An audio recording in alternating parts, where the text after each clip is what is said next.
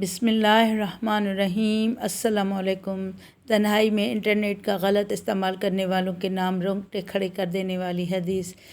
حضرت صوبان رضی اللہ تعالیٰ عنہ سے روایت ہے کہ رسول اللہ صلی اللہ علیہ وآلہ وسلم نے ارشاد فرمایا، میں اپنی امت میں سے یقینی طور پر ایسے لوگوں کو جانتا ہوں جو قیامت والے دن اس حال میں آئیں گے کہ ان کے ساتھ تہامہ پہاڑ کے برابر نیکیاں ہوں گی، تو اللہ عز و جل ان نیکیوں کو ہوا میں منتشر ہونے والا غبار بنا کر غارت کر دے گا۔ تو صوبان رضی اللہ تعالیٰ عنہ نے عرض کیا، اے اللہ کے رسول صلی اللہ علیہ وآلہ وسلم، ان لوگوں کی نشانیاں بتائیے، ہمارے لیے ان لوگوں کا حال بیان فرمائیے تاکہ ایسا نہ ہو کہ ہم انہیں جان نہ سکیں اور ان کے ساتھ ہو جائیں۔ تو رسول اللہ صلی اللہ علیہ وآلہ وسلم نے ارشاد فرمایا، وہ لوگ تم لوگوں کے دینی بھائی ہوں گے اور تم لوگوں کی جلد ظاہری پہچان اسلام میں سے ہوں گے اور رات کی عبادت میں سے اسی طرح حصہ لیں گے جس طرح تم لیتے ہو، یعنی تم لوگوں کی ہی طرح قیام اللیل کیا کریں گے، لیکن ان کا معاملہ یہ ہوگا کہ جب وہ لوگ اللہ کی حرام کردہ چیزیں اور کاموں کو تنہائی میں پائیں گے تو انہیں استعمال کریں گے۔